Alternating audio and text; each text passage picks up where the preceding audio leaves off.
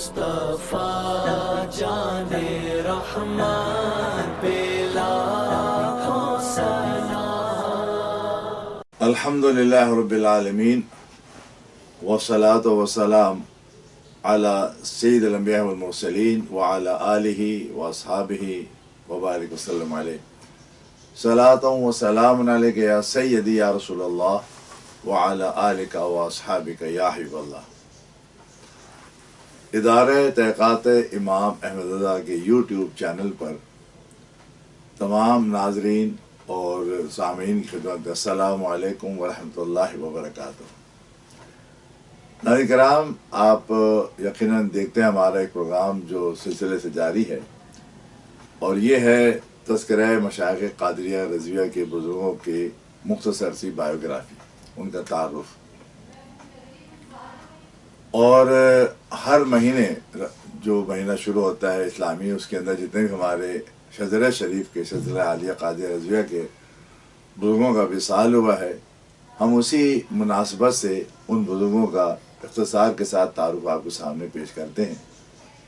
تاکہ آپ اس بات سے بھی آگاہی حاصل کر سکیں کہ امام احمد رحمۃ اللہ علیہ کو جو سلسلہ قادریہ میں آل رسول رضی اللہ تعالیٰ عنہ سے آپ کو خلافت حاصل ہے، وہ اوپر اس میں کون کون سے مشائخ ہیں۔ شعبان کا مہینہ ہے، آپ جانتے ہیں شعبان معظم کا مہینہ بڑا اہم مہینہ ہے ہمارے اسلامی تاریخ کے اندر،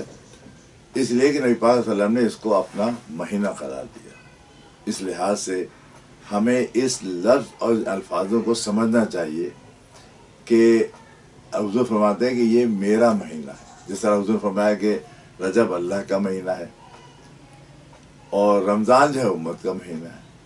تو کیا ترتیب ہے، آپ اب دیکھیے ہمارے اسلامی ان تین مہینوں کے اندر ایک اللہ کا مہینہ گزر گیا، اب ہم اس مہینے میں ہیں داخل جو نبی کے صلی اللہ علیہ وسلم میرا مہینہ ہے، اور وہ مہینہ آنے والا ہے جو امت کا مہینہ ہے۔ تو شعبان معظم کے اندر نبی صلی اللہ علیہ وسلم کی ایک بہت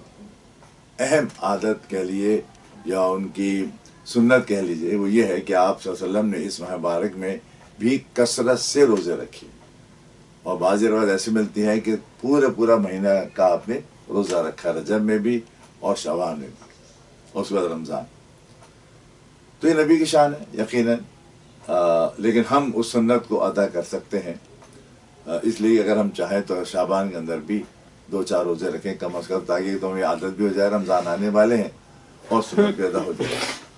اور جس کو جتنی محبت ہوگی اتنے زیادہ روزے رکھے گا، یہ بات۔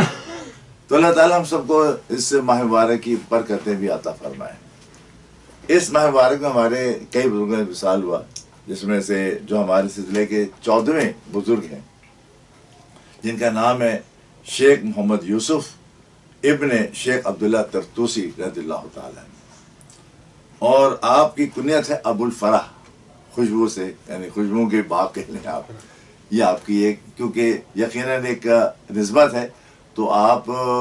کی روحانیت کا مان یہ تھا کہ اس سے لوگوں کو بہت فائدہ پہنچتا تھا آپ کی روحانیت سے، تو اس کو خوشبو سے تشبیہ دی گئی ہے، کیونکہ آپ کی عادت ایک یہ تھی کہ آپ کے پاس جو آتا تھا وہ یقیناً فیض پا کر جاتا تھا، تو اب وہ فیض وہ لے کر وہ جاتا تھا، یعنی وہ خوشبو لے کر جاتا تھا روحانیت کی، یوں کہیے کہ روحانیت جس کو ہم کہتے ہیں کہ ایک تعلق ہمارا جو ہوتا ہے ایک بزرگوں کے ساتھ، ایک قلبی تعلق، وہ تعلق وہ لے کے جاتا ہے۔ آپ طرطوس جو شہر ہے شام کا، وہاں کے رہنے والے تھے، آپ کے والد بھی وہیں رہتے تھے، آپ کی پیدائش بھی وہیں ہوئی۔ آپ کی پیدائش کی مورخوں نے کوئی تاریخ ہمیں بتائی نہیں ہے، لیکن وفات کیونکہ ہمارے علم میں ہے، اس لیے آپ کو ہم کہہ سکتے ہیں کہ آپ جو ہیں وہ 5ویں صدی کے بزرگوں کو، آپ کا وصال جو ہے 447 ہجری میں ہوا تھا، 1055 عیسوی میں، تو 5ویں کے بزرگ ہیں۔ ہم جب بزرگ کہتے ہیں ہمارے ذہن میں یقیناً بات آتی ہے کہ وہ ولی بھی ہوگا، صاحب کرامت بھی ہوگا، فقیہ بھی ہوگا، علم میں ظاہر باطن کا ماہر ہوگا، یہی خاصیت ہوتی ہے ان تمام بزرگوں کی، اور جو یقیناً جو سلسلے کو فروغ دیتے ہیں نا، اور یا اوائل میں اس کی بات کر رہے ہیں، آج کی بات نہیں کر رہے ہیں، تو اوائل کے اندر جتنے بزرگان تھے جب کسی کو خلافت دیتے تھے یا مرید کرتے تھے اس کو سمجھ لیجیے کہ ہر طریقے سے اس کی اصلاح فرما لیتے تھے. آپ بیعت تھے حضرت شیخ ابوالفضل عبد الواحد تمیمی سے جن کا ہم نے پچھلے اس میں ذکر کیا تھا, اور یقیناً آپ نے اپنے مرشد سے پورا فیض پایا. یعنی فیض دیکھیں, فیض کوئی ایک الگ سی چیز نہیں ہوتی ہے. ہوتا یہ ہے کہ جب کوئی بھی مرید اپنے شیخ کے ساتھ صحبت کرتا ہے, یعنی ان کے ساتھ بیٹھتا ہے, صبح شام گزار رہتا ہے, ان کی خدمت میں رہتا ہے, 1 سال 2 سال 4 سال 10 سال جتنا بھی رہ لے, اب اس کی وہ عادتیں ہوتی ہیں نا, تو وہ عادتیں اس کے اندر آتی ہیں, وہ نقوش آتے ہیں, ساتھ ساتھ جو اس کی اپنی روحانیت ہوتی ہے وہ بھی روحانیت اس کے اندر منتقل ہوتی ہے, اور وہ بھی اتنے پاک صاف ہو جاتا ہے کیونکہ مرشد نے اس کے لیے اس کی جو ہے اس طریقے سے اصلاح کی ہوئی ہوتی ہے اس کی بات نہیں. تو جس طریقے سے جب ہم کسی لوہے کو مغناطیس سے رکھتے ہیں تو وہ صحبت کی وجہ سے مغناطیسی قوت جو ہے وہ لوہے منتقل ہو جاتی ہے, نظر نہیں آتا کچھ بھی. ایسے ہی یہ روحانیت ہوتی ہے, باطنی چیز ہوتی ہے, باطنی علوم ہوتے ہیں جو مرشد کی خدمت سے, ان کے ساتھ رہنے سے اور ان کی اطاعت کرتے ہوئے, ان کے قدم چلتے ہوئے یہ چیزیں حاصل ہوتی ہیں. تو حضرت ابوالفرح طرطوسی رضی اللہ تعالیٰ عنہ نے بھی اپنے پیر مرشد کی بھرپور طریقے سے ان کی خدمت بھی کی, اور خدمت سلسلے میں ان کو جو روحانیت ملی اس کو بھی انہوں نے پایا, اور پھر اس کو اپنے مریدوں کے ذریعے, اپنے خلفاء کے ذریعے اس کو آگے بڑھایا. آپ کے کئی خلفاء تھے, اور آپ کی خاصیت یہ ہے کہ یہ ہمارے سلسلے کے 14ویں بزرگ ہیں, میں نے بتایا, اور اس کے بعد 2 واسطوں کے بعد سیدنا غوث اعظم آ جائیں. تو یوں کہیے کہ غوث اعظم کے جو دادا پیر تھے ان کے یہ مرشد ہیں. تو آپ سوچ سکتے ہیں کہ سلسلہ کتنا قوی, کتنا مضبوط روحانی طور پر ہے. اب غوث اعظم رضی اللہ تعالیٰ عنہ حضرت شیخ ابو سعد مخدومی سے مرید ہوئے, ان کے خلیفہ ہیں, اور وہ حضرت شیخ ابو الحسن علی ہاشمی سے, اور وہ طرطوسی صاحب رحمۃ اللہ علیہ سے. تو یعنی 2 واسطوں کے بعد غوث اعظم کا سلسلہ شروع ہو جائے گا. تو اس طریقے سے آپ کو جو ہے ایک بہت زیادہ آپ کہہ لیں کہ آپ کے پاس روحانیت تھی جس کو آپ نے اپنے مریدوں کے ذریعے آگے پہنچایا. تو حضرت فرماتے ہیں آپ کے اس وصف کو جو خوشبو کی نسبت ہے نا, شجرے کے شعر میں وہی لے کر آتے. فرماتے ہیں بل فرح کا صدقہ کر غم فراد حسن سعاد, بل فرح کا صدقہ کر غم کو دے حسن سعاد. بل حسن اور بو سعید 7,000 کی بات. یہ بل حسن آپ کے مرید ہیں, آپ کے خلیفہ ہیں, اور بو سعید ہیں وہ ان کے خلیفہ ہیں. اس طریقے سے اللہ فرماتے ہیں اے اللہ تجھے حضرت سیدنا ابوالفرح شیخ محمد یوسف کا واسطہ کہ جن کی کنیت ہے خوشبوؤں کا باغ, یعنی کنیت ہے نا, عموماً تو کنیت ہوتی ہے بیٹے کے نام پر,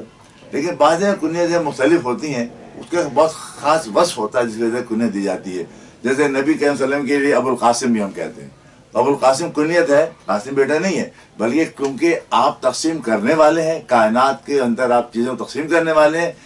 اللہ کی تمام نعمتوں کو تقسیم کرنے والے ہیں, دینے والے ہیں, اس لیے آپ ابوالقاسم کہلاتے ہیں. تو یہاں ابوالفرح ہے کہ فرماتے ہیں حضرت کہ سیدنا شیخ محمد یوسف کا واسطہ جن کی کنیت ہے خوشبوؤں کا باغ, تو میرے غموں کو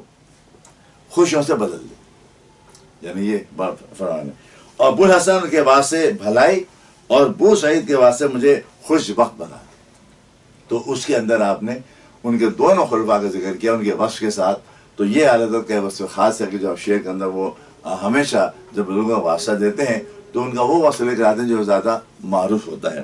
اس لیے انہوں نے آپ ہمیشہ ایک درود شریف بھی وہ پیش کرتے ہیں حضور کے صدقے میں. فرماتے ہیں اللہم صلی وسلم وبارک علیہ وعلیہم وعلی المولا شیخ ابی الفرح طرطوسی رضی اللہ تعالیٰ.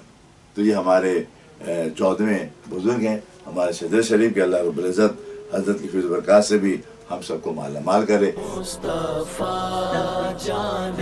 رحمان پہ